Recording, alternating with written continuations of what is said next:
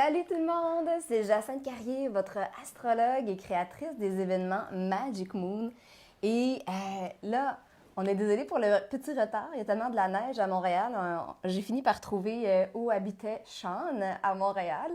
Et, euh, et je suis super contente parce que vous soyez là avec nous aujourd'hui. Pourquoi? Parce que, pour ceux qui ne le savent pas, depuis plus de 2 ans, j'ai fait un virage de carrière. Donc, avant, j'étais en marketing alimentaire, mais dans ma première vie, j'ai étudié 4 ans en sexologie. Donc, à l'UQAM, à Montréal. Et mon objectif, à la base, c'était vraiment de devenir Mon but, c'était de faire une maîtrise puis de faire du counseling en sexologie. Donc, de recevoir des couples puis des célibataires dans mon bureau pour les aider à avoir une vie sexuelle épanouie. Et finalement, je me suis rendu compte que c'est pas du tout ça que je voulais faire, mais la thématique est restée super importante pour moi au niveau des relations. Et tu cherches-tu ma page? Non, oui, je suis pas en train de texter, je suis en train de partager le live sur ma page. Oui! Hey, tout le monde, faites comme Sean, c'est le moment que vous écoutiez en direct ou en différé. C'est un bon moment pour partager dans vos réseaux tout de suite la vidéo, le live, pour pouvoir gagner le concours. Je vais en reparler plus tard. Et donc, je voulais faire ça parce que les relations interpersonnelles, la vie amoureuse, c'était tellement une thématique qui m'interpellait. Moi, je matchais les gens quand j'étais au secondaire. Moi, j'avais 16 ans quand je me suis dit, je veux étudier en sexologie. J'ai travaillé dans une agence de rencontres à Montréal qui chargeait 3 000 $ aux hommes, un peu moins cher pour les femmes. Donc, c'était vraiment un univers fascinant. Tu savais pas? Je m'en doutais. Et au fil des choses, j'ai fait autre chose. Fait que c'est pour ça que pour moi, le mois de février, j'en profite à travers les événements Magic Moon de vraiment concentrer ça sur une thématique amoureuse, relationnelle, sexuelle, mais à cause de la Saint-Valentin. Oui, je sais, c'est commercial, la Saint-Valentin. Mais c'est pas grave, on l'utilise comme excuse. Et là, l'année passée, on avait reçu Cavitro Roy, qui est une enseignante de Tantra. Je sais pas si tu la connais. Je la connais. Ah, d'accord. Et c'est d'ailleurs Cavitro qui m'a référé Sean pour l'inviter cette année. Et donc, à tous les mois de février, on va aborder la question de l'amour, la sexualité, dans le cadre des événements Magic Moon. Et là, c'est comme... On a préparé un peu cette entrevue magique-là. C'est une entrevue magique, pourquoi? Parce que dans le cadre des événements Magic Moon, on vous donne un petit aperçu de ce que va être la thématique et ce qu'on va aborder dans l'événement du 23 février prochain à Laval. Je vous en reparle à la fin. Et parce que Sean n'est pas connu encore au Québec, ou du moins pas en francophonie. Et pourquoi? C'est parce qu'à l'âge de 12 ans, il était montréalais, mais ils ont déménagé, lui et ses parents, en Californie. Il est revenu à Montréal il y a seulement 3 ans. Donc, et oui, il parle français, il va vous le prouver aujourd'hui. Fait que merci tout le monde d'être là. Sean, allô! Salut, merci de m'avoir invité. Je suis super content d'être ici. Moi aussi. Et mesdames, en passant, Sean n'est pas célibataire. Je suis désolée. Donc, j'ai eu beaucoup de commentaires quand j'ai mis ta photo dans mon groupe Facebook. Désolé. Mais il l'était il n'y a pas longtemps. Mais là, il est trop tard. Quelqu'un a mis le grappin dessus au Québec. Fait que, Sean, Oui, là, toi, tu animes le podcast The Love Drive. Tout ce que fait Sean jusqu'à récemment, c'était en anglais. Donc, si vous allez sur son site web, vous allez voir des choses en anglais, mais ton podcast est en anglais, mais on va quand même expliquer c'est quoi The Love Drive. C'est du coaching sur le sexe et l'amour. Tu es un love coach certifié. ouais. Ça fait 6 ans que tu as ton podcast. Ça fait 6 ans que je travaille sur The Love Drive, mais qui a été comme des blogs, des vidéos, puis ça fait 2 ans et demi que je fais un podcast chaque semaine. Ah, OK. Sur la thématique de l'intimité, l'amour, la sexualité, la communication, les besoins. Puis je trouve ce travail-là fascinant, vraiment fascinant, parce que ça parle de comment on se connecte avec les gens. Tu sais, puis ça affecte tout le monde. Ça affecte vraiment tout le monde. Comment est-ce qu'on peut être plus proche à nos besoins, aux besoins des autres, comment on peut se rapprocher, comment on peut faire les relations un peu plus faciles, parce qu'elles ne sont pas faciles, puis les faire un peu plus, c'est s'épanouir un peu plus dans l'amour. C'est ça. S'épanouir dans l'amour. En passant, toi, est-ce que tu as une bonne vision? Es-tu capable de lire les commentaires? J'ai une bonne vision, mais c'est un peu trop loin. Si je fais ça, c'est parce que je lis les commentaires. OK. Mais fais juste approcher pour voir ils nous entendent bien au niveau du son. Parce que normalement, ils vont nous le dire s'il y a quoi que ce soit. OK. Ça va? Ouais, ça va. OK. Et là, écoutez, on a une liste incroyable de... Aujourd'hui, on va parler des vraies affaires en termes d'amour et de sexualité. J'ai posé une question.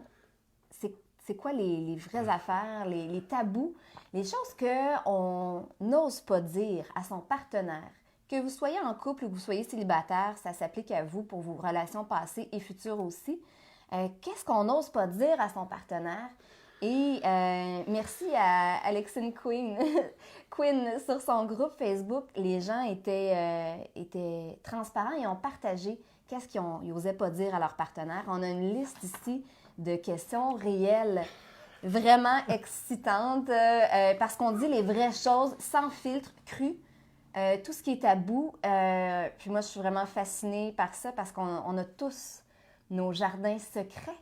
Et Sean est là pour nous aider à cibler, à déterminer, puis à exprimer aux partenaires, présent, passé ou futur, mais pas passé, parce que c'est fini, nos besoins en relation amoureuse ou sexuelle, dans le sens que même si vous êtes célibataire et que vous n'avez pas de conjoint, c'est une compétence transversale que vous allez pouvoir utiliser dans toutes vos relations. Donc, c'est à écouter. Et Sean, avant de commencer, moi, je veux savoir, tu as commencé ça comment, à donner des free love advice, des conseils sur la vie amoureuse et relationnelle et sexuelle? C'était toujours comme une passion pour moi d'aborder le sujet de la sexualité, de l'intimité, des relations, de l'amour.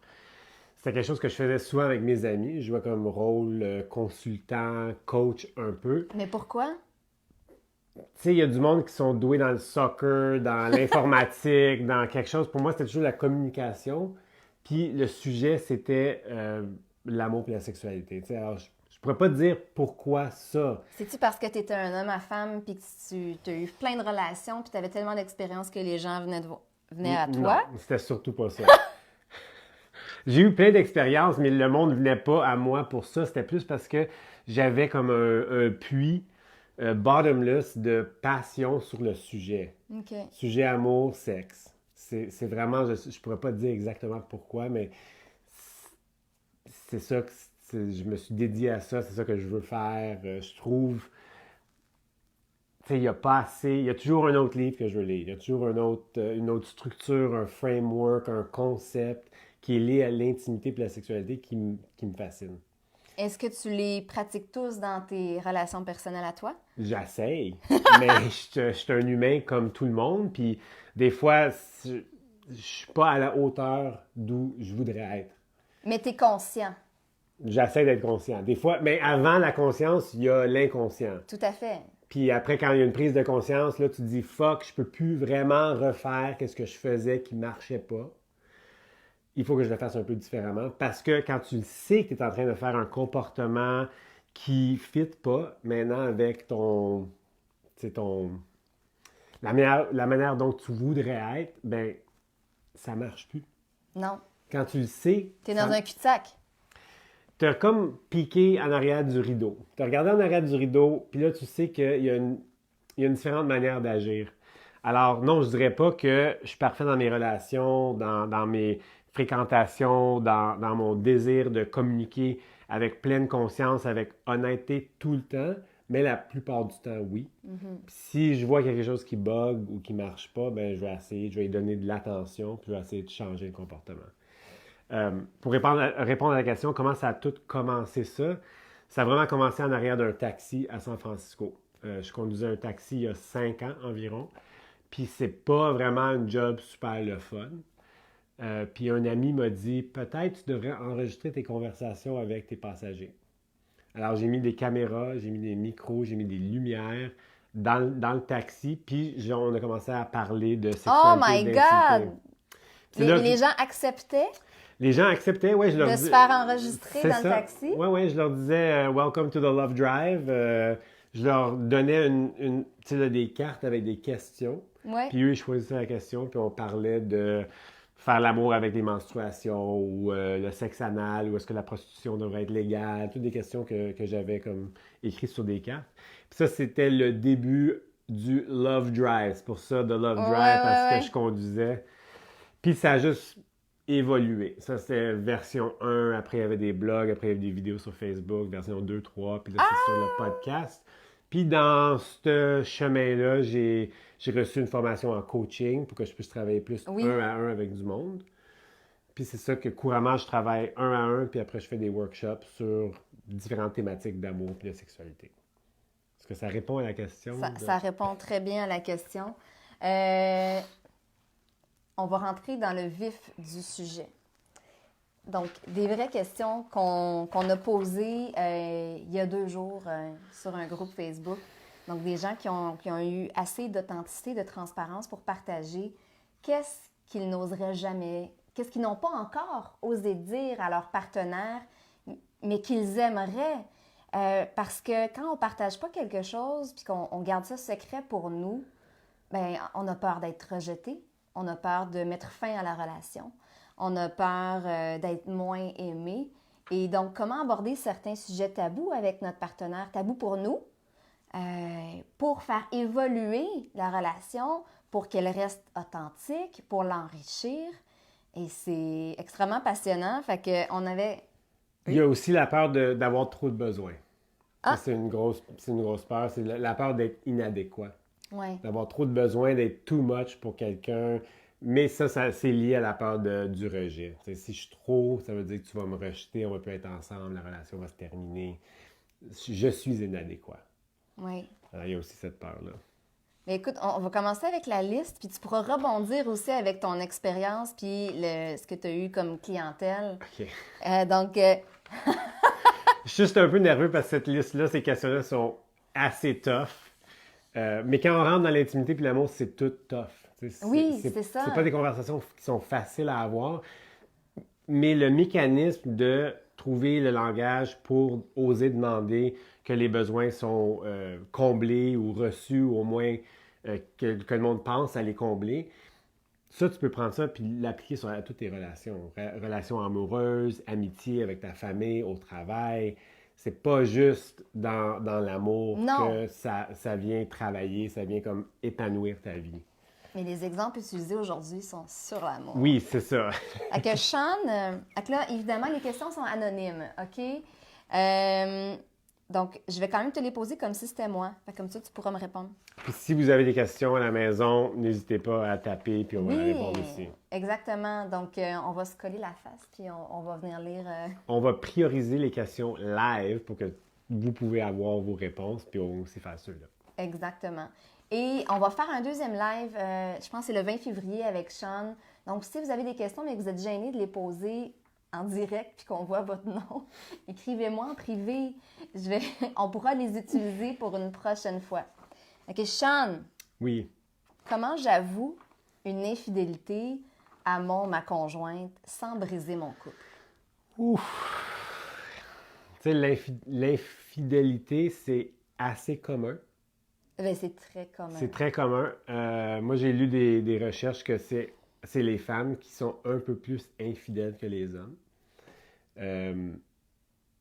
Alors, c'est commun, ça se passe partout. Comment avouer une infidélité sans briser mon couple? OK, moi, je vais être honnête avec vous autres. C'est parfait, on est là pour ça. Il y a vraiment... Moi, je trouve le rôle d'un thérapeute extrêmement important. Un psychothérapeute, psychologue, conseiller, quelqu'un, un troisième parti qui peut venir aider. Je trouve que quelque chose de cette lourdeur-là, qui a un impact assez important, comme ça pourrait être une rupture de relation, je pense que ça devrait se faire avec un psychologue, une psychologue ou un thérapeute. C'est pas vraiment quelque chose que tu veux juste comme aborder au bar un jeudi soir. Il faut vraiment qu'il y ait beaucoup d'intention là-dedans. Puis je pense qu'il faut que ça soit mis dans un cadre. Si tu veux que la relation continue, il faut que ça soit mis dans un cadre avec beaucoup, beaucoup, beaucoup d'amour. Beaucoup de... C'est quoi, comme je m'excuse, c'est quoi, c'est... D'amour. Dis-le en anglais, je vais traduire au besoin. Là. Euh, Pendant qu'il cherche son mot, tout le monde, c'est le moment de nous écrire si vous êtes en couple ou célibataire. Donc, commentez en dessous de la vidéo célibataire ou en couple. Donc, juste pour savoir à qui est-ce qu'on s'adresse dans cette vidéo principalement. Moi, je veux savoir, puis une fois que vous l'avez fait, envoyez-nous des petits cœurs juste pour nous dire bonjour puis nous dire que vous êtes là. T'as-tu trouvé ton mot? Non, mais il faut que ça soit comme cadré dans je m'excuse, j'ai fait une super grosse gaffe. Je suis conscient du fait que ça va avoir un impact assez important puis lourd sur la relation et je veux travailler sur ça. Je sais qu'il va y avoir beaucoup de travail à faire. Je sais qu'il va falloir que je change mes habitudes. Puis il va falloir que je te montre que je suis willing de faire qu'est-ce qu'il faut pour réparer cette rupture-là. Dans les relations, dans toute relation, il y a des ruptures puis réparations. Oui. C'est juste comme ça que ça marche. Puis ça, c'est quand même une rupture assez grande qui va vraiment faire du mal à la confiance, à l'intimité. Ça va être vraiment dur de croire à la personne qui a été infidèle, qui te dise la vérité. Mais attends, juste une petite parenthèse. Est-ce que, dans certains cas, si, exemple, je trompe mon chum, puis je me dis, je l'aime pas la personne avec qui je l'ai trompé, je veux rester avec mon chum, ça n'avait pas d'importance pour moi, c'était juste sexuel. Est-ce que, dans certains cas, tu préconiserais que la personne ne le dise pas? Pas vraiment. Juste pour être ça. Pas vraiment, non. J'ai de la misère à avoir un cas où je dirais, ah, c'est peut-être mieux de pas le dire. T'sais. Peut-être si tu étais caretaker de quelqu'un à la fin de leur vie, puis il y avait du Parkinson's, stage 4. Non, mais j'ai un client qui est comme ça. Peut-être à ce niveau-là, je le ferais pas. Ouais. Si tu es dans une position fin de vie, quelque chose comme ça, mais à part de ça, je vois pas vraiment une situation où tu le dirais pas. Parce que c'est une rupture, ça va causer du ressentiment, des doutes dans l'autre, que l'autre va te tromper. Si toi tu te trompes et tu le dis pas, peut-être tu vas commencer à penser que l'autre aussi te trompe et qu'il le dit pas. Alors il y a une perte de confiance. La plupart des couples où il y a une infidélité veulent rester ensemble. Okay. Alors il y a une opportunité vraiment de notre premier mariage ou relation est terminé, alors qu'est-ce qu'on va faire avec la prochaine? Alors, c'est vraiment une opportunité de se rapprocher puis de voir qu'est-ce qui ne marche pas, qu'est-ce qu'on peut faire différemment, comment est-ce qu'on peut réparer ça, comment est-ce qu'on peut réparer ça pour que ça soit encore plus fort. Oui. Puis, dans les cas des gens qui avouent leur infidélité, est-ce que, à ton avis, selon toi, ce que tu as vu, c'est quoi le pourcentage de couples qui y survivent et restent ensemble? Aucune idée. J'ai pas de pourcentage. C'est pas grave. Attends une minute, il y a une question. Pierrette, moi, un soir à 11h où une femme a sonné à notre porte et quand j'ai ouvert, elle m'a dit « Je viens chercher mon chéri. Je peux confirmer que c'est pas une bonne façon de l'apprendre. » C'est ça, OK, oui, parfait. OK, ouais, non. C'est pas comme ça que tu veux l'apprendre. Non. C'est vrai, il faut prendre conscience qu'il y a une troisième personne dans the equation, puis qu'on ne sait jamais qu'est-ce que la troisième personne va faire. Alors, elle peut se présenter à 11h le soir pour dire « Je suis ici pour reprendre mon chéri ou mon chum ». Alors là, la décision a été prise pour toi. Alors peut-être si tu es celui qui a trompé, c'est peut-être mieux de te mettre dans la position où c'est toi qui es honnête. Oui. Parce qu'il y a toujours le risque. Parce que les gens finissent par l'apprendre d'une façon ou d'une autre. Tu sais, tu vas le dire à quelqu'un va le dire à quelqu'un d'autre, ça va être l'ami de ta blonde, tu sais, là, c'est trop compliqué. Faut OK. juste, tu sais, là, si tu vas te tromper, avoue-le. Parfait. Prochaine question. Pas de jugement si tu te trompes de monde, mais avoue-le. Non. Vous avez le droit de faire tout ce que vous voulez dans la vie, il faut juste vous assumer. C'est ça, les conséquences. Aussi. Ça, c'est quelque chose qui est revenu beaucoup dans les questions. c'est autant des hommes que des femmes. En couple, je n'ai pas de désir pour lui ou elle, devrais-je lui dire? Donc, autant des relations de 4 ans, de 8 mois. Donc, la personne n'a pas de désir sexuel pour son conjoint. Il y a des enfants impliqués. Ou pas. Ou pas. Mais c'est comme ça depuis presque le début. Mais depuis le début, en fait. Donc, qu'est-ce que tu fais dans ce temps-là? Ben, qu'est-ce que tu fais, premièrement, hein, dans une relation où tu n'as pas de désir du début? Ça, je trouve ça je trouve ça intéressant. C'est à explorer. Qu'est-ce qui te fait... C'était quoi les enjeux dans la relation? Qu'est-ce que ta relation te donne? Ou tu as décidé de t'impliquer quand il n'y a pas de désir sexuel, premièrement. Deuxièmement, les désirs peuvent monter après un bout de temps. Oui, ça peut. Oui, ben oui. Si tu ne désires pas la personne dès le début, ça peut se développer. Ça peut, mais si ça ne se développe pas, il faut que tu te demandes, est-ce que je veux vraiment rester en relation avec cette personne-là? Oui, ça peut se développer. Tu peux avoir une attirance intellectuelle, émotionnelle, quelque chose, qui est comme l'aimant, le début de l'aimant. La chimie, si elle n'est pas physique, elle peut venir d'ailleurs. Elle peut être émotionnelle, elle peut être... Ben, la chimie, c'est complexe. Ça peut avoir des éléments du physique, de l'émotionnel, du psychique. T'sais. Alors, des attachements, des douleurs, des contrats ouverts de l'univers. Il y a comme plusieurs choses qui... Les hormones, ou la famille dans son cycle. Là, il y a beaucoup de choses qui viennent jouer avec la chimie. Ouais. Alors, oui, c'est possible que le désir peut venir après un bout de temps, surtout s'il y a un rapprochement émotionnel, l'intimité émotionnelle qui s'approfondit. Souvent, avec ça, il va y avoir une ouverture physique.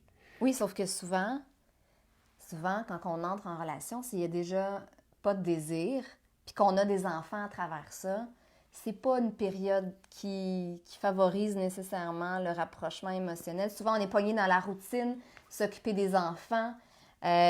Donc, j'imagine que c'est pas... Est-ce que tu attends d'avoir fini d'élever tes enfants pour t'occuper de ton couple pour que peut-être il y ait du désir après 10 ans? Bien, je pense que ça se travaille tout ensemble. Ouais. Tu peux pas juste dire, OK, je vais mettre le couple de côté pendant que j'élève mes enfants. Regarde, j'ai pas d'enfants, je peux pas vraiment parler de l'expérience, mais de ce que je connais, tu peux pas vraiment mettre ton couple on hold, en stand-by. Je suis d'accord, mais il y a quand même beaucoup de gens qui ont des enfants qui, à cause du travail, de la routine, du quotidien, que c'est beaucoup plus difficile. Même les couples forts, sans enfants, quand ils en ont, c'est plus un challenge. On n'a jamais dit que ça allait être facile. Ouais. Si tu veux une relation plus connectée, épanouie, il va falloir que tu donnes de l'attention, de l'amour, des ressources, de l'énergie, du temps à la relation. C'est juste comme ça. Ça ne va pas se faire tout seul. Non. C'était quoi la question? Mais oui, je reviens à la question. La question, c'est si j'ai pas de désir pour lui ou pour elle, est-ce que je lui dis... Fait que dans le fond, toi, ce que tu dis, c'est premièrement, tu dois te questionner, mais qu'est-ce qui t'a amené d'abord dans la relation si tu désirais pas réellement ton partenaire en commençant ou que c'était pas fort? Puis maintenant que tu l'as ciblé puis que tu as fait un tour de conscience à savoir est-ce que tu veux rester avec elle, oui ou non? Mettons là, moi, j'ai pas de désir pour mon chum depuis le début, mais je veux rester avec lui. Je fais quoi? Est-ce que je lui dis?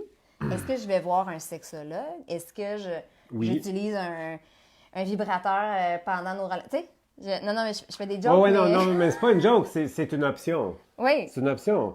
Tu sais, il y a deux types de désirs. Il y a le désir spontané. Ça, c'est comme quand je vois ma blonde, je veux juste coucher avec elle. Je peux pas m'en empêcher. Ça, c'est bien le fun. Allô à ta blonde? Allô à ma blonde. Puis ça, c'est après un bout de temps, c'est sûr que ça va être moins fréquent. Puis aussi le désir response.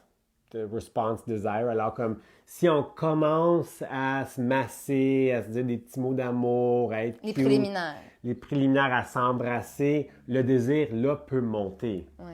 Alors c'est bien le fun quand il y a plein de désirs spontanés, on le sait. Ça ne veut pas dire que juste parce qu'il n'y en a pas de spontané que tu ne peux pas en avoir avec les préliminaires. Mais s'il n'y a pas de désir avec les préliminaires, bien, qu'est-ce que tu fais? Tu es en train de coucher avec quelqu'un ou faire de l'amour quand tu ne veux pas.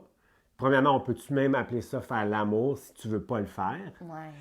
Alors, et que ça devient juste hygiénique et mécanique bien, moi, ça ne me tente pas. pour se mettre.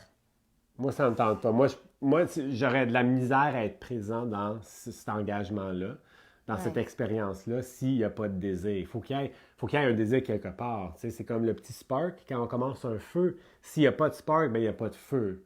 Alors, comment on peut coucher ensemble sans avoir de la chaleur, du spark, de l'intention, tu sais, un beau regard, de la présence? Ouais. Est-ce que je lui dis, je ne sais pas si je lui dirais avant de savoir qu'est-ce que je veux faire avec ça. Ouais, c'est plus ça, dans le fond. C'est faire Tu sais, je te désire pas. OK, ben, tu sais, Avant de le dire à l'autre que tu le désires pas, il faut que tu fasses un examen de conscience, puis que tu saches, mais pourquoi? Puis qu'est-ce que toi, tu as envie de faire avec ça après au niveau de la relation? Donc, mais une fois que tu le sais, oui, il y a des choses qu'on peut mettre en place, puis qu'on peut dire. Mais comme tu as dit tantôt, avec un thérapeute, ça risque d'être mieux encadré, mieux. Oui, c'est ça. Ça risque de moins dégénérer. Attends, il y avait une question tantôt, je vais essayer de reculer. moi aussi, je peux monter ça sur mon téléphone, puis je peux regarder les Ah, questions. c'est cool. Jean Renaud, moi, je veux savoir comment refaire confiance.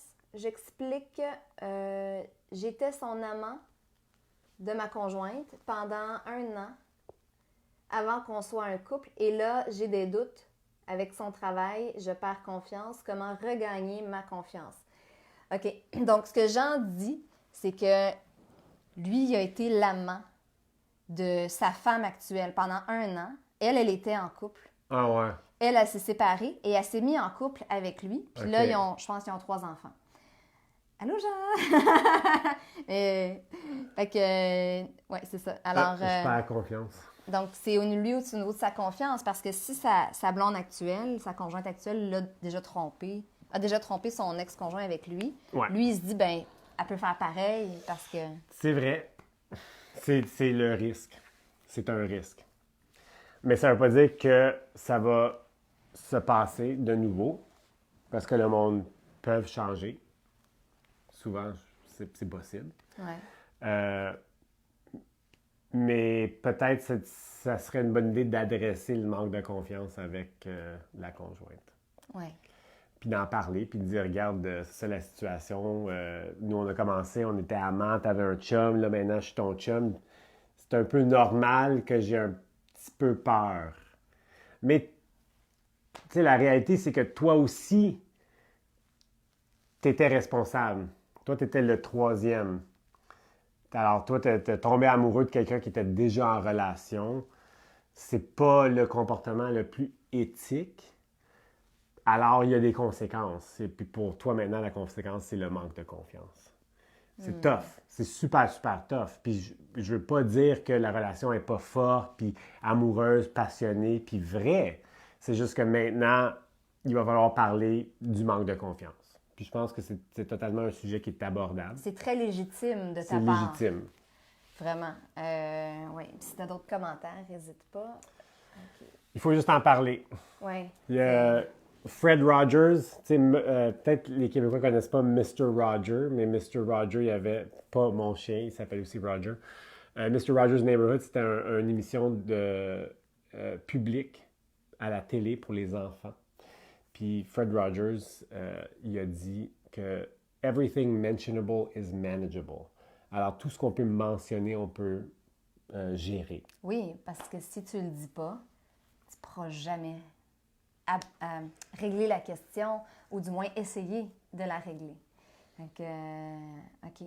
Hey, merci Jean pour ta question. La prochaine. Bon, ça, j'ai trouvé ça intéressant. Malgré tous ces efforts et la communication pour dire ce que j'aime au lit, il ou elle baise mal. Que faire? Trouve quelqu'un qui te baise mieux.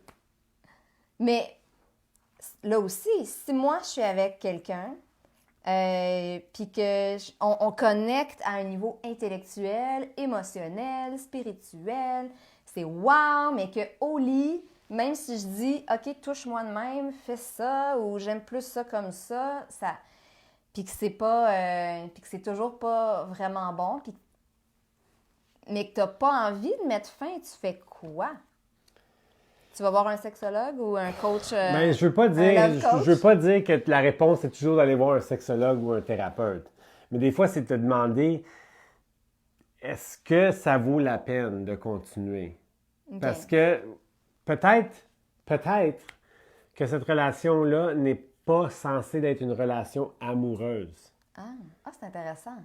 Option numéro 3. Tu sais, option numéro 1, c'est de continuer à baiser quand c'est pas bon. Puis ça, c'est plate pour tout le monde. Option numéro 2, laisse la personne jamais, pour jamais se revoir. Option 3, transition à une autre sorte ou forme de relation. Tu sais, si la chimie physique n'est pas là, puis c'est maladroit, puis c'est comme ça, c'est pas un bon fit, c'est pas fluide. Ben, tu sais, tu peux pas forcer que ça soit plus fluide. Si malgré les efforts puis la communication, tu sais, tous les deux côtés, on a essayé, on a vraiment essayé, puis ça ne fit pas, ben peut-être que c'est pas censé fitter.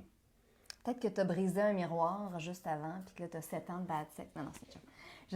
Peut-être que tu es juste censé être business partners, amis spirituels, quelqu'un où tu fais du volontaire, du bénévole chaque semaine, gardien de tes enfants. Tu sais, on ne sait pas c'est quoi la forme. On fait beaucoup de... On assume que quand il y a une connexion, c'est supposé être une relation amoureuse. C'est vraiment intéressant ce que tu dis, Sean. Donc, dans le fond, je t'écoute depuis tantôt, puis ce que tu dis, c'est... Ah oui, il y a d'autres questions. C'est si, peu importe ce qu'on fait, le sexe est mauvais, ou on n'a pas de désir, tu sais, à long terme sur un plan amoureux, à moins de décider carrément d'être asexuel. Ou d'aller regarder ailleurs, d'être en couple, mais qu'on a des autres amants. Tu sais, il y a d'autres formes de relations qui peuvent se faire qui sont correctes. Tu sais. Ouais. Nous, on s'aime, on est super engagés, on est committed, on se voit pour la vie, sauf qu'on n'a pas de désir sexuel. Ben moi, je vais avoir une blonde, toi, tu vas avoir un chum. Si on est correct avec ça, ben, pas de problème. Why not? Et ça m'amène à une des questions sur la liste. Et ça aussi, c'est quelque chose qui est très, je ne veux pas dire à la mode, là, mais exploré en ce moment. Puis c'est... attends. Ben dans le fond, c'est... Ah oui, OK. Genre, ça fait 20 ans que je suis avec ma blonde ou mon chum. On a été monogames, donc on a été fidèles. Puis je dis 20 ans, ça pourrait être 5 ans, ça pourrait être 8 mois, ça n'a pas d'importance. Mais j'aimerais maintenant essayer qu'on ait une relation ouverte sexuellement, qu'on reste en couple, mais qu'on se donne la permission d'aller voir d'autres partenaires, que ce soit ensemble ou séparément. Donc, ce qu'on appelle un couple ouvert. Donc, comment aborder ça avec mon chum ou ma blonde quand ce n'était pas le mode initial, notre entente initiale de relation quand on a commencé à se voir? Premièrement, tu lis le livre Opening Up. Opening Up, OK. Je ne sais pas c'est quoi en français, mais Opening Up, ça va... Il n'est peut-être pas traduit non plus. Il n'est peut-être pas traduit en français. Pour que tu puisses avoir des compétences de comment aborder le sujet, comment avoir la conversation, qu'est-ce que ça veut dire, les implications d'ouvrir le couple. Mais ça, c'est étape 1. Avant que tu ouvres la conversation, ben ça serait une bonne idée d'avoir des petites compétences, d'aller faire de la recherche de qu'est-ce qui pourrait se passer, comment est-ce qu'on peut faire ça, un couple ouvert, si on est monogame puis on veut ouvrir, premièrement.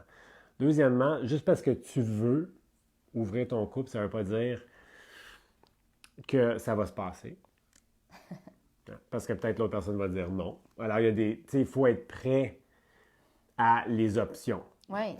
Ça se peut qu'ils vont dire non, ça se peut qu'ils disent oui, ça se peut qu'ils disent je suis tellement content que tu abordes ça, ce sujet-là, parce que moi aussi, je voulais le faire.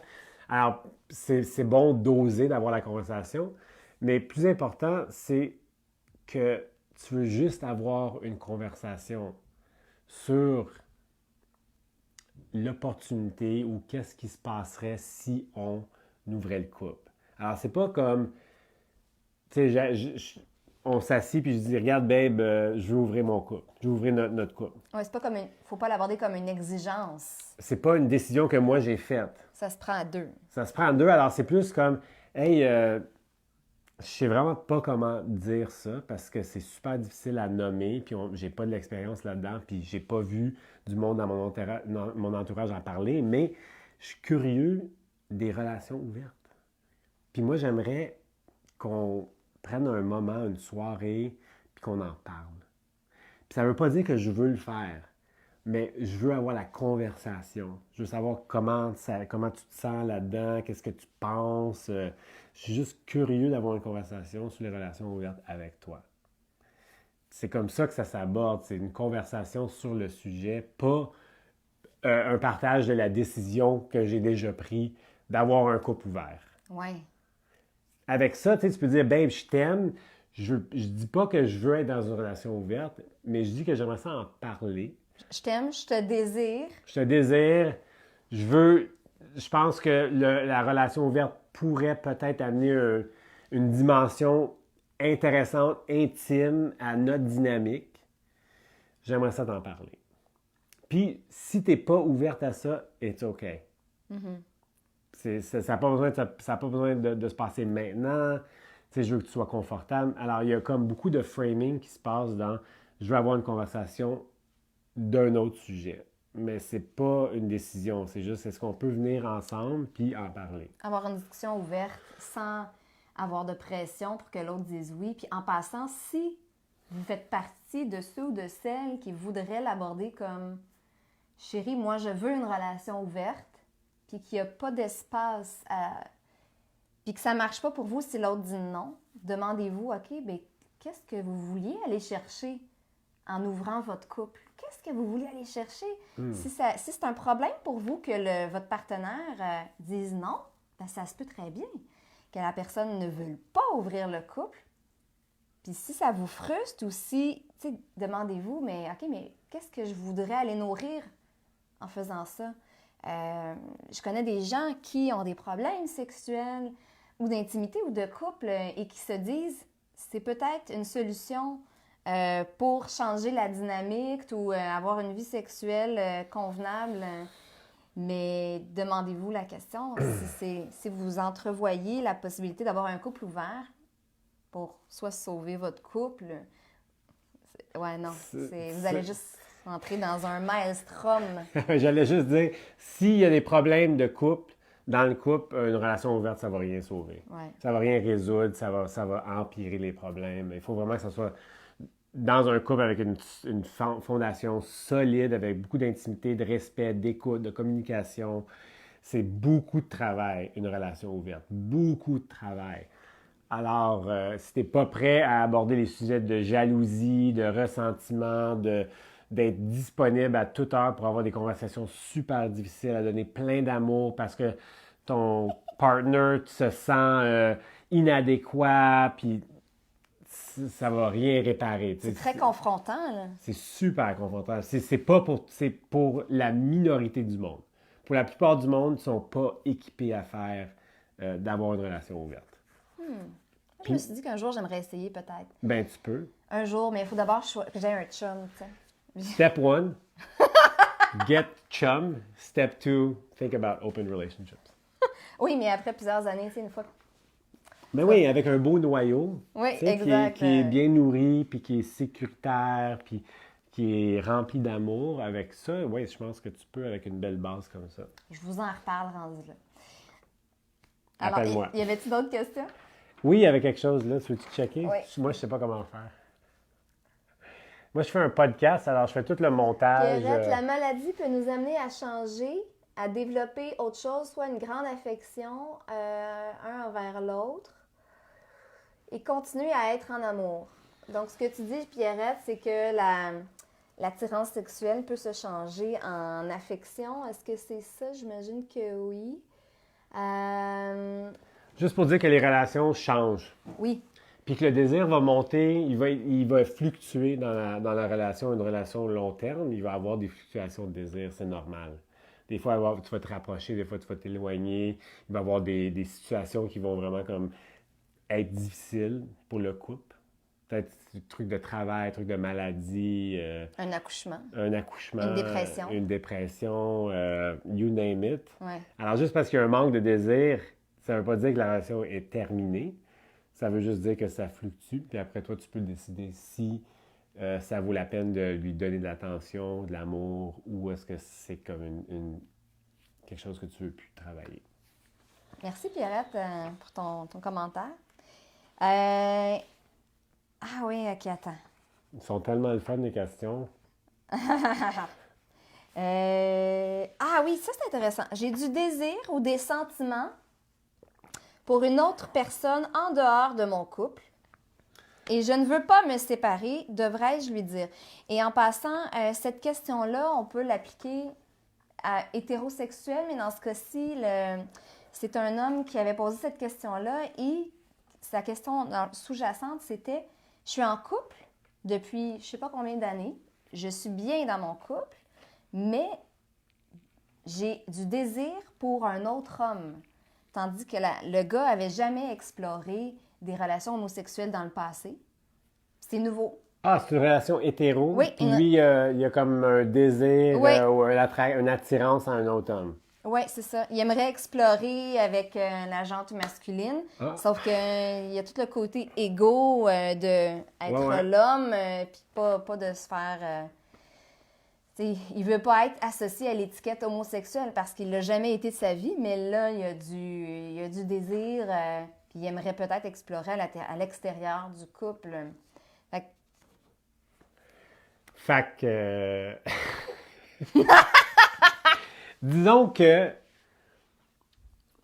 être attiré à quelqu'un d'autre que ta personne, me semble que c'est la chose la plus naturelle au monde.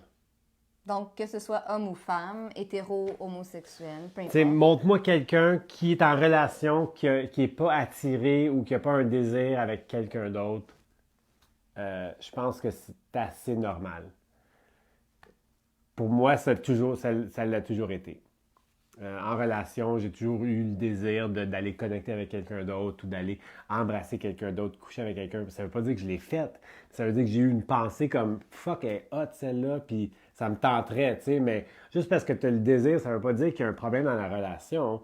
Ça veut dire que tu es humain, puis que tu as une attirance envers une autre personne pour une raison ou une autre.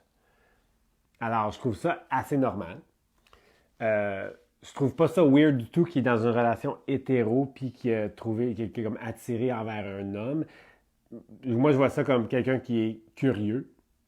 Mm-hmm. Puis moi, j'ai été curieux aussi, puis je suis allé explorer avec des hommes, puis c'est comme vraiment pas ma chose, mais je l'aurais pas su. Mais tu l'as fait quand même. Je l'ai fait quand même. Bravo. Ouais, je l'ai fait quand même. Puis j'ai même quitté une relation pour aller explorer. Parce qu'elle n'était pas à l'aise avec ça. Okay. Alors, s'il y a un désir d'aller explorer, mais il y a aussi le désir de rester en couple, c'est possible de le faire.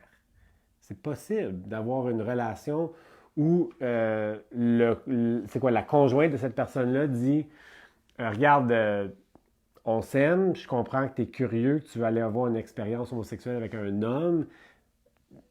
Si tu dis que tu m'aimes puis tu veux rester en couple avec moi puis que tu as juste besoin d'aller checker ça, c'est possible.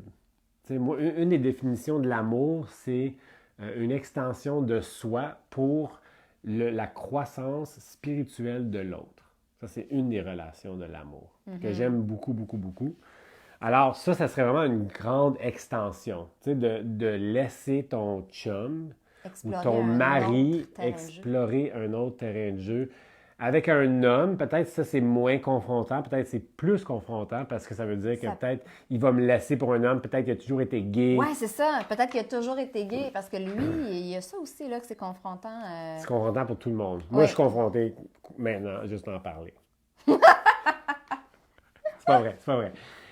Mais je vois vraiment une possibilité. Tu peux aborder ça dans ton couple. Tu peux aussi dire, babe, je t'aime. Ça fait tellement longtemps qu'on est ensemble.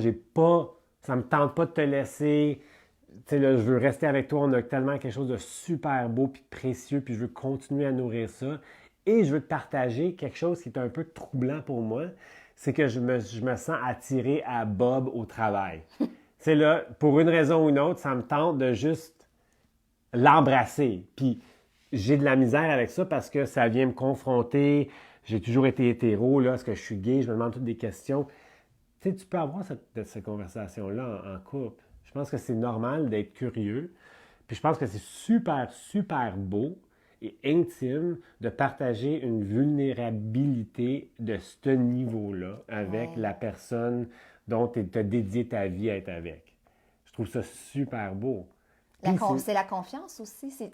Donc, si toi, tu abordes cette question-là avec ton chum ou ta blonde, c'est une preuve de confiance que tu lui donnes, le fait d'aborder cette vulnérabilité, cette transparence-là que tu veux avoir. Attends, il y a une question. Mais oui, c'est un acte de confiance. Oui, C'est un acte de vraiment. confiance, puis ça va approfondir l'intimité. Moi, je vois la question, puis j'ai une réponse, puis j'ai tellement hâte de la partager. OK, t'étais capable de la lire? Ouais, un petit peu. Je pense que j'ai Mon vu. ami est infidèle avec sa conjointe. Je connais les deux personnes depuis une longue date. J'ai du mal à garder le secret. Je sais que ce n'est pas ma responsabilité d'en parler à la femme. Comment devrais-je gérer la situation? C'est vraiment fréquent. Mêle-toi tes affaires. Tu l'as dit, c'est pas Oups. ta responsabilité. Oui, C'est pas ta responsabilité, alors mêle-toi tes affaires. c'est clair, hein? Ouais. OK. Puis aussi, c'est beaucoup plus facile. T'as rien à gérer. T'as rien à... Mais en même temps, c'est tellement... Ça m'est jamais arrivé, mais maudit, si je suis très, très amie avec les deux, ouf, il y a comme un sentiment de trahison dans un sens ou dans l'autre. Fait que c'est... Mais en même temps, tu peux juste encourager la personne qui trompe l'autre à faire, à faire son coming out. Ouf. Puis aussi, il faut que tu prennes soin de toi. Alors, si tu n'aimes pas ça, être dans le milieu, ben retire-toi du milieu. Tu peux dire à ton ami, regarde, je t'aime, ça fait tellement longtemps qu'on est amis, je suis tellement pas d'accord que tu es infidèle puis que tu trompes ta blonde.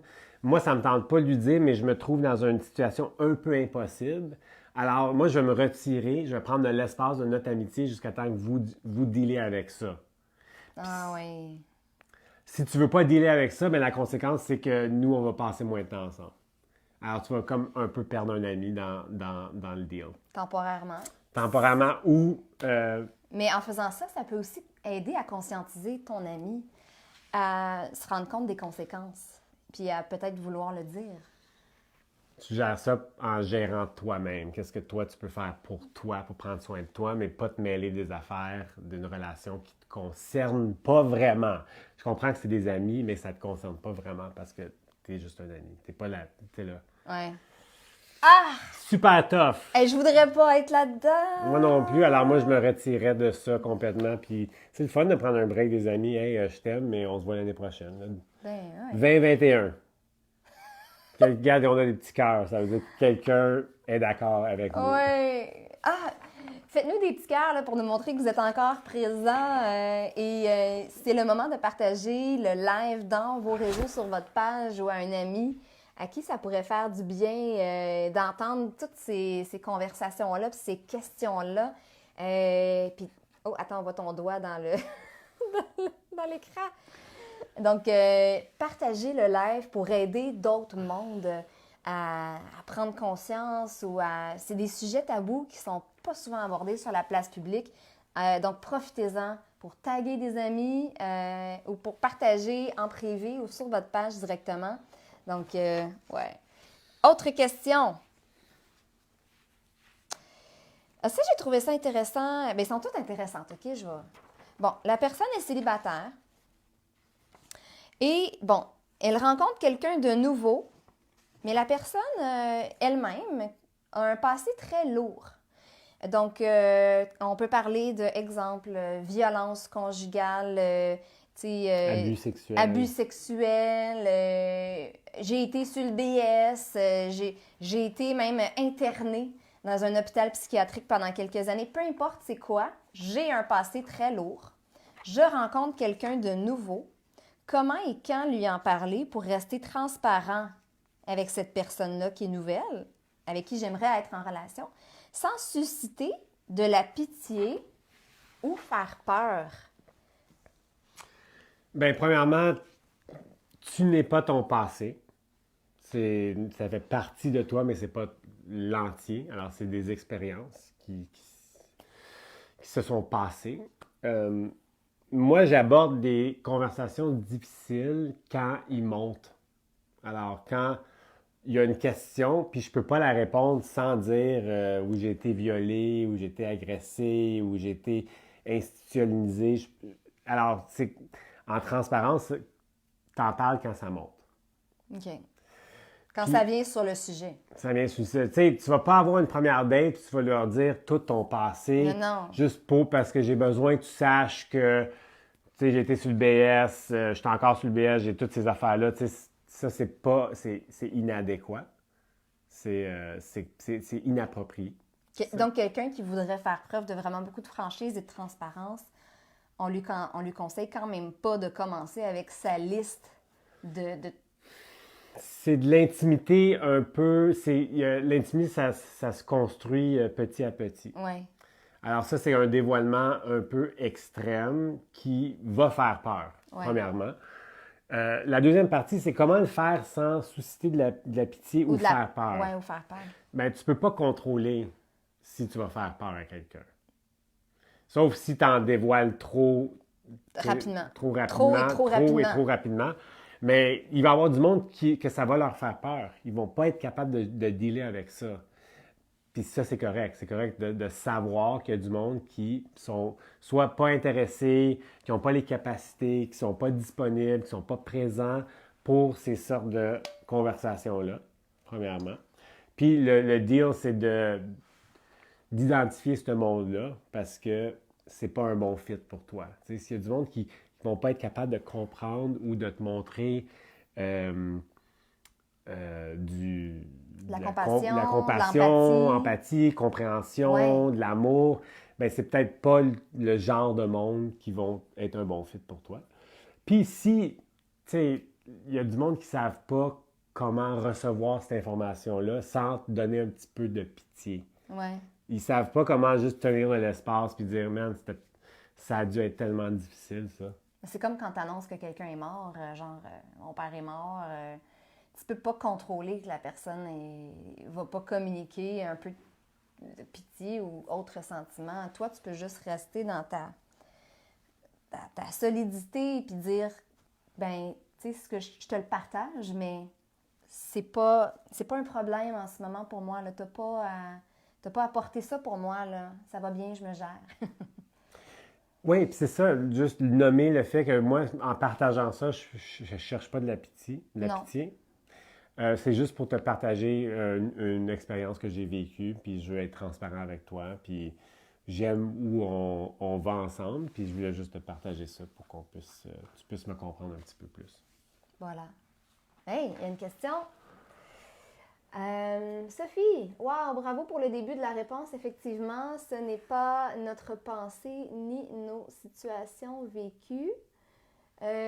Suivre le cours des choses, chaque chose en son temps est comme parler toujours de son ex, erreur. Ouais.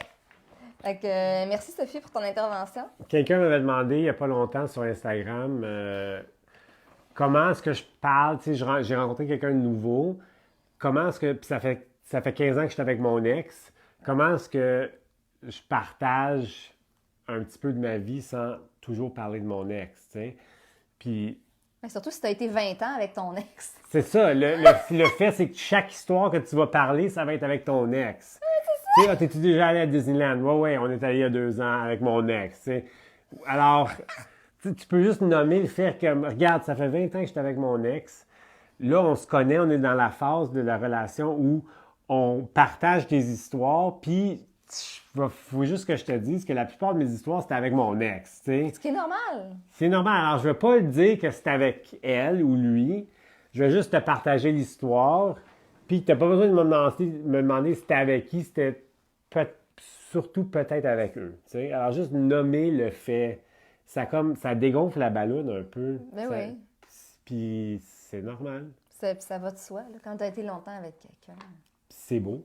C'est très C'est beau. beau. C'est beau. Félicitations à tout le monde qui C'est a beau. été en couple aussi longtemps C'est ça. et qui le sont encore. C'est beau.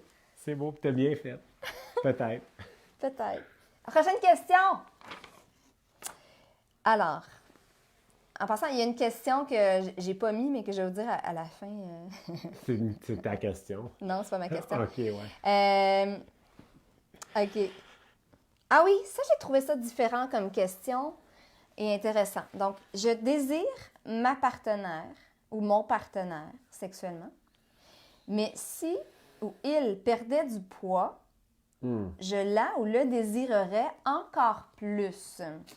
Est-ce que ça se dit? Et là, je vais juste mettre en contexte. Il y a des... moi, j'ai entendu ça beaucoup de la part d'amis de filles, ou plus du côté féminin, mais ça existe sûrement dans le sens inverse, mais que le chum avait demandé ou espérait que la conjointe ou la partenaire sexuelle, c'est pas obligé d'être un chum, perde du poids parce que sexuellement, il aime plus le petit modèle, on va dire ça de même, ou un modèle plus mince. Mais ils couchent quand même ensemble. Il y a quand même un désir, mais que ça serait encore plus important si la personne perdait du poids. Est-ce que ça se dit? Bien, tout se dit. Mais il va avoir des conséquences. Celle-là, je la trouve vraiment difficile comme question. Ouais. Vraiment difficile. J'aimerais vraiment parler à ce monde-là. Parce que le fait, c'est que nos corps vont changer. Ils vont changer. Puis des fois, on va perdre du poids, des fois, on va gagner du poids à cause d'une maladie ou du stress ou de quelque chose qui se passe. Puis c'est comme un peu hors de notre contrôle. Alors, c'est vraiment difficile aussi parce que cette personne-là ou ces personnes-là disent ou sont en train de dire que ma diminution de désir est à cause de... parce que t'es plus... c'est quoi? Mais dans le fond, c'est plus, j'ai du désir pour l'autre, Ouais. mais j'en aurais encore plus si tu perdais du poids. Est-ce qu'on sait que c'est vraiment ça? Est-ce qu'on sait qu'il y en aurait plus? Est-ce qu'il y en avait plus, puis là, t'as gagné... C'est quoi? Mais dans ce cas-ci, c'est quelqu'un qui c'est pas son chum. Okay. C'est un partenaire sexuel. Ils ont une bonne connexion sexuelle. Okay. Mais le gars, à la base, préfère les femmes plus minces. Ça se dit pas vraiment. Ça se dit pas vraiment. Dans ce cas-là, moi, je me demande qu'est-ce que... En passant, si j'ai mal répété la chose, je suis désolée là, à la personne qui avait posé la question, mais je voulais quand même l'aborder, peu importe dans quel angle. Je la trouve tellement difficile, cette question-là. J'ai un peu de misère à trouver un conseil qui fait du sens. Moi, ça, c'est des types de situations où ça serait vraiment une session de coaching, avec quelqu'un pour leur demander, c'est quoi l'importance pour toi de quelqu'un qui est plus mince? Qu'est-ce que ça veut dire? Est-ce que c'est vraiment ton désir ou c'est plus une question de statut ou de ego? De que ça te fait du bien d'être avec quelqu'un qui est plus mince ou que tu es plus désirable si tu es avec quelqu'un qui est plus mince. Tu sais, si on parle de quelqu'un sais-tu gagner du poids? Non. Non, perdre. Mais c'est quoi l'opposé de... Oui, gagner prendre du poids. Prendre du poids, OK. Si tu es avec quelqu'un... Grossir. Grossir. Si tu es avec ton partner puis qu'ils ont pris un petit peu de poids à cause d'une situation, ça, c'est différent que dire à quelqu'un... je te désirais plus si tu étais plus mince. Ben, tu sais, pourquoi tu es avec moi d'abord? Ben, va être avec quelqu'un qui est plus mince. Tu sais, on n'essaie pas de changer le monde. Moi, ma job, c'est pas de changer le monde, c'est pas de te changer, c'est de nommer mes besoins. Mais si mon besoin, c'est d'être avec quelqu'un de plus mince, ben, va trouver quelqu'un de plus mince. Essaie pas de changer quelqu'un qui est déjà comme ça, tu sais. C'est tough. J'ai pas vraiment de bonne réponse. C'est correct parce que... Mais il y a plein de thumbs up, alors ça a dû résonner avec quelqu'un. Oui, si jamais vous avez envie de commenter là-dessus ou de partager quelque chose que vous avez vécu en lien avec ça, n'hésitez pas à l'écrire dans les commentaires. Mais ouais, moi je parlerais de tout ça toute la journée. Toi, qu'est-ce que tu penses? S'il y avait quelqu'un que tu couchais avec quelqu'un puis il disait « Hey, je t'aimerais plus si tu étais comme blonde ou si tu étais un peu plus... » sais, là, si t'avais les seins un peu plus gros, tu sais, des fois, le poids, on peut pas vraiment le changer. Il y a comme quelque chose dans notre corps qui ne Ouais. permet pas, sauf si on va à 0 calories pendant un mois, tu sais. Alors, que- qu'est-ce que ça te faisait si quelqu'un disait je t'aimerais plus avec des seins un peu plus petits ou quelque chose que tu peux pas changer? Pas t'aimerais plus, mais je serais peut-être plus excitée. C'était ça la question, c'est au niveau du désir sexuel. Ben moi, je vais abonder dans le sens que tu as dit. OK? Moi, c'est non, là. Je veux dire, tu peux pas me dire que je serais plus excitante si j'étais plus mince ou si j'avais des plus petits seins ou whatever. Moi, ça passe pas. Mais la personne qui avait abordé la question, elle apportait une autre perspective. Puis c'était, tu sais, son partenaire sexuel lui avait ouvert en toute vulnérabilité, authenticité, transparence, sa préférence. Et il n'exigeait pas qu'elle perde du poids. Dans le sens, il sait que c'est pas à lui de demander des choses, surtout que c'est même pas son chum. Mais c'était la question, OK, mais même si tu l'exiges pas à l'autre, mais en même temps, ils couchent quand même ensemble parce qu'ils ont une connexion qui va au-delà du physique. Mais sa préférence physique à la base, c'est des filles plus minces. Ben merci de m'avoir nommé ta préférence. Voilà. C'est bien le fun. Peut-être que tu devrais aller t'en trouver une petite mince. Parce que ça va s'arrêter là pour moi, tu sais. Mais bref, fait que j'aurais trouvé ça intéressant qu'elle soit là pour débattre avec nous, mais parce qu'elle avait vraiment une autre perspective de la chose. Mais bref, il y a une petite question. C'est des commentaires. Nancy, je lui dirais malheureusement, je ne fit pas pour toi. Ouais. Ouais. Sophie, je lui dirais que je ne peux pas être autrement que moi.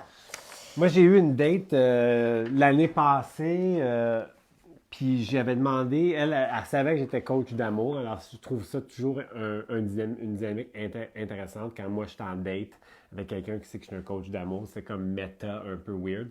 Mais on parlait de comment dire à la fin d'une date Que ça marche pas. que ça marche pas. Puis elle a dit, ben pour moi, ça va s'arrêter là.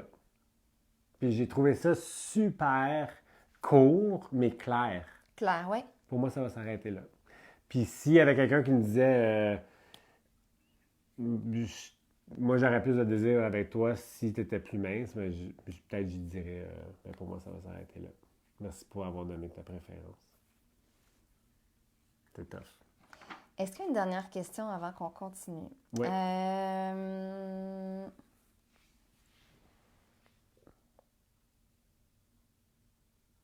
Ah oui.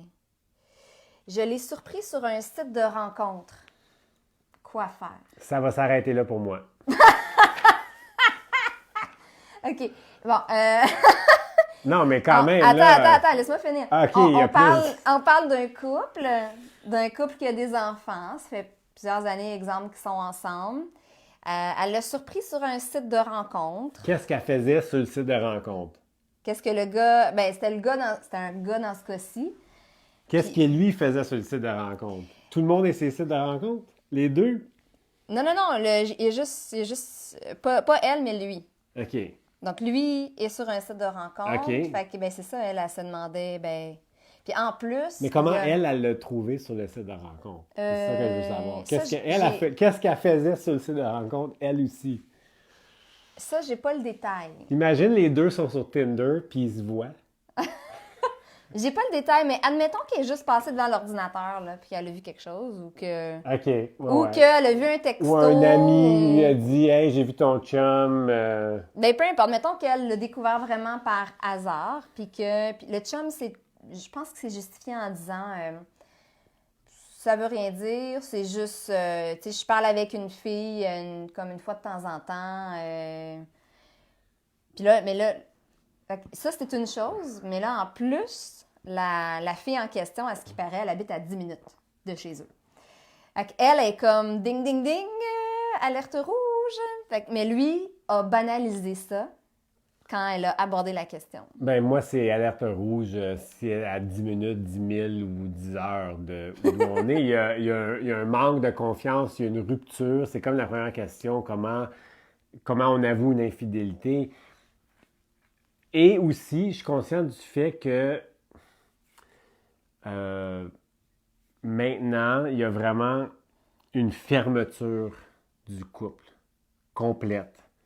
Alors, ça veut dire que les couples sont supposés d'avoir tous leurs besoins remplis dans le couple. Émotionnel, intellectuel, physique, ça se passe tout à l'intérieur du couple. Puis ça, je trouve ça dommage parce que c'est beaucoup de travail de la part des deux, d'être la personne qui est responsable de combler tous les besoins de l'autre. Oui, c'est très rare que l'autre va combler tous nos besoins. Ben, c'est impossible.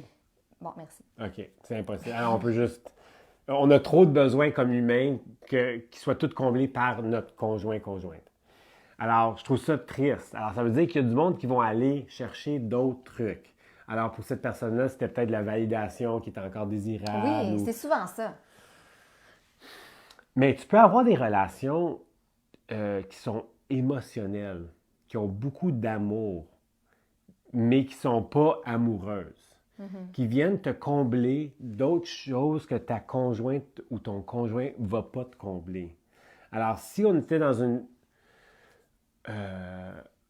période où c'était correct d'avoir des relations émotionnelles avec quelqu'un d'autre, on ne se trouverait pas dans ces situations-là. Si l'homme qui était sur le site de rencontre avec la femme qui était à 10 minutes voulait vraiment plus de validation puis un petit peu d'intimité émotionnelle, puis on était dans une période où on n'avait pas besoin d'aller chercher ça en cachette. Oui, on serait tous un peu plus ouverts à aller se faire combler les besoins d'autres personnes, puis pas juste la conjointe ou la personne dans la relation. Fait que là, mais là, tu as deux discours. Tu disais que la femme en question, que son mari sur les sites de rencontre, pour toi, c'est non. C'était un peu une joke. Ouais, pour moi, ça va s'arrêter là. C'est sûr que ça s'aborde. Ce sujet-là s'aborde. Moi, premièrement, je t'ai vu sur le site de rencontre. J'ai peur. J'ai peur qu'on va se laisser. Moi, ça vient me jouer dans que je me trouve pas assez adéquat pour toi. Je me demande qu'est-ce que tu cherches, c'est quoi que ça va combler, ça, cette relation-là. Est-ce que c'est vraiment juste de la validation ou est-ce que c'est plus sexuel? Mais mettons que le gars, il dit « Chérie, je t'aime, je veux rester avec toi. En effet, je vais juste chercher de la validation. » On fait quoi, nous autres? On va voir un thérapeute, on va voir un psy. C'est une rupture. C'est un type d'infidélité. Tu viens de valider que c'est normal que l'autre ne réponde pas à tous nos besoins. Oui, mais quand tu es en cachette, quand tu caches le fait que tu t'en vas aller chercher tu vas aller combler des désirs hors de ta relation, c'est là que ça devient un problème. Le problème, c'est pas qu'il y avait un désir d'aller combler un besoin. Le problème, c'est que c'était fait en cachette. OK, puis si je veux pas le faire en cachette, puis mettons que c'est moi, puis que je dis à mon chum... Chérie, en ce moment, je suis sur un site de rencontre, mais c'est vraiment juste pour jaser avec d'autres mondes. Ben, peut-être j'aurais la conversation avant de te mettre sur un site de rencontre. Chérie, j'ai des besoins qui ne sont pas comblés, puis j'ai pas l'attente que tu peux toutes les combler. Moi, j'aimerais ça avoir des relations qui sont un peu plus émotionnellement intimes.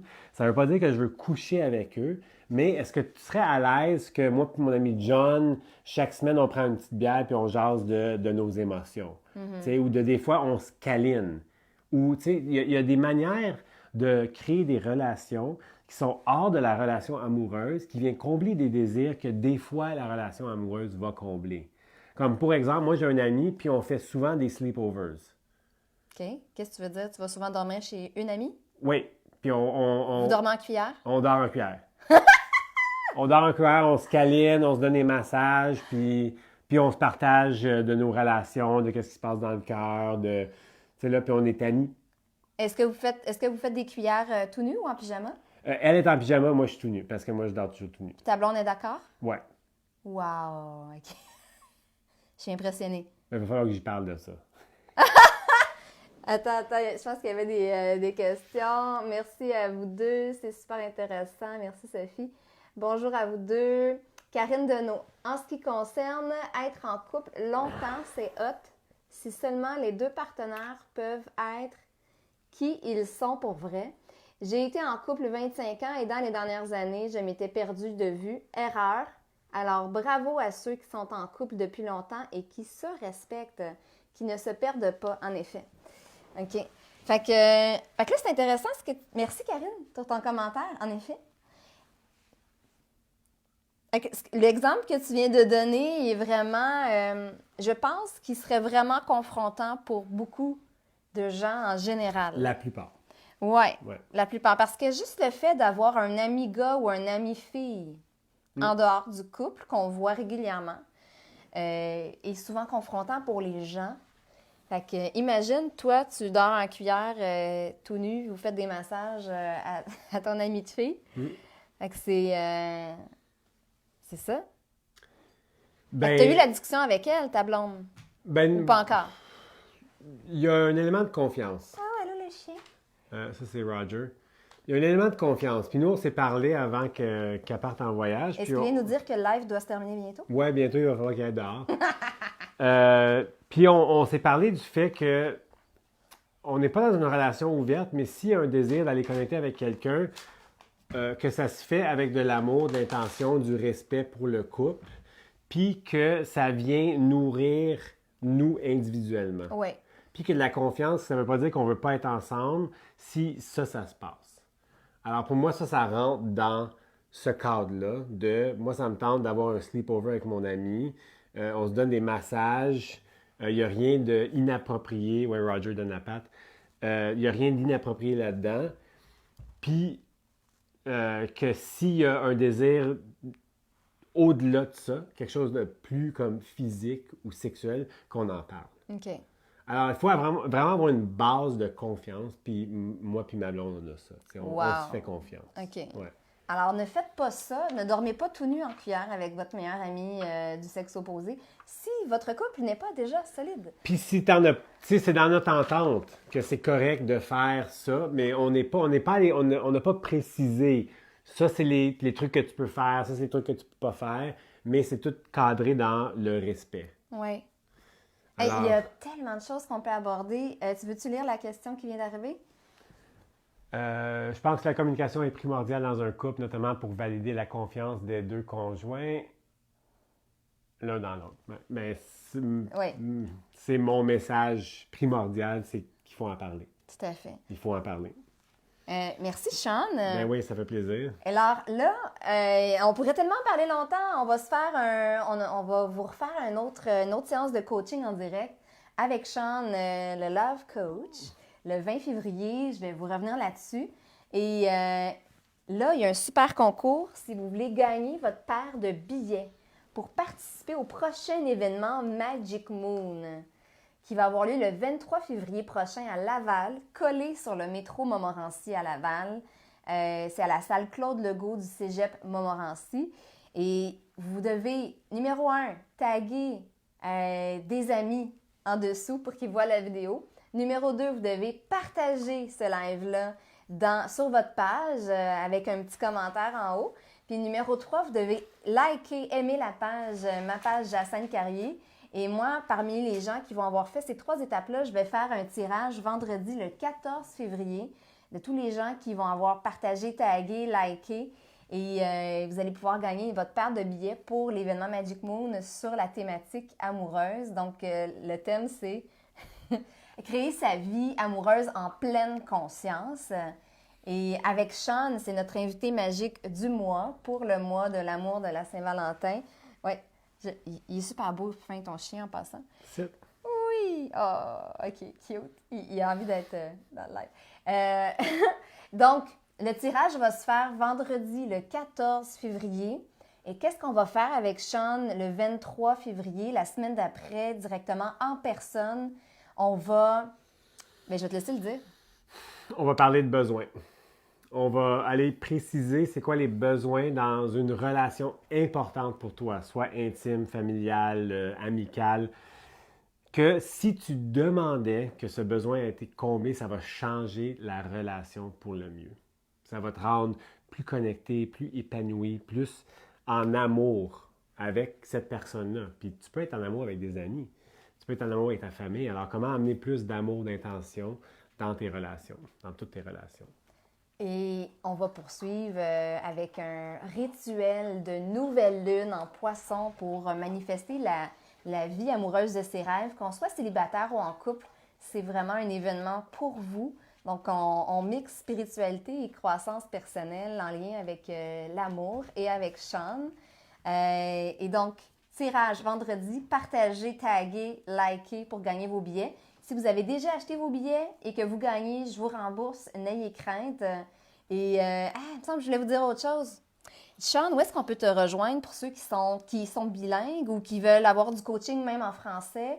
Ils te contactent où pour voir tes pour voir tes lives, pour commencer à écouter ton podcast? 2 places, thelovedrive.com, mon site web, puis sur Instagram, @thelovedrive. Tout se passe vraiment sur le site web ou sur Instagram. Puis aussi, j'ai un podcast qui s'appelle The Love Drive. Alors, si tu veux des capsules, il y en a 70. Soit des capsules de 10 minutes à 1h30. Tu peux aller sur ton Apple Podcast ou Spotify ou ton lecteur de podcast préféré, puis tu fais une recherche, tu search pour Oui, une recherche. une recherche. The Love Drive. Puis, t'offres du coaching, t'offres des groupes, comment ça fonctionne? J'offre du coaching one-on-one, puis j'offre des ateliers en ligne. Alors maintenant, je suis en train de faire l'atelier sur The Introduction to Great Sex, alors l'intro au Great Sex. L'intro au sexe extraordinaire. Extraordinaire. Puis après, avant ça, il y avait l'introduction au Modern Dating. Le dating moderne. Le dating moderne. Donc, Alors, pour les célibataires. pour les célibataires, ouais. Ou pour ceux qui sont en couple ouvert et qui veulent aller explorer hors de leur couple. Mais je pense j'aimerais ça qu'on aborde un peu plus ça le 20 février, le dating moderne. Ça va être super intéressant. On a plus abordé des questions de couple aujourd'hui. En tout cas, Faisons ça. Faisons ça. Faisons ça pour les célibataires pour le mois de février. Oui, exact. Puis moi, je voulais vous partager une petite anecdote en terminant. En fin de semaine, j'ai croisé un monsieur dans un IGA, un monsieur de 80 ans. Puis il me dit, moi, ma petite madame, là, ça fait 56 ans que je suis avec ma femme. Fait que là, j'ai dit, waouh, ils sont encore ensemble, ils sont encore en vie. Puis j'ai demandé, mais c'est quoi votre secret, monsieur? Et il m'a dit, puis là, il m'a fait rire, il m'a dit avec un grand sourire, ben ma femme, là, elle a tout le temps raison. J'y donne tout le temps raison. C'est ça. Et que je pars à rire. Puis je dis, OK, ça manque pas un petit peu de challenge des fois. Il me semble en couple, on veut se faire évoluer, on veut grandir ensemble. Il dit, oui, je partage mon point de vue. Mais si elle s'ostine ou est obstinée, j'ai dit, chérie, t'as raison. Puis voilà, on se chicane pas. Mais que j'ai vraiment ri. C'est une option. C'est une option, effectivement. Puis c'est sûr que ça a marché pour ce bonhomme-là. Oui, mais il avait l'air, dans le fond, la façon dont il me parlait, de prendre ça avec un grain de sel. Dans le fond, je pense qu'il choisissait ses batailles. Puis il choisissait sa femme. Et oui. Il choisissait sa femme.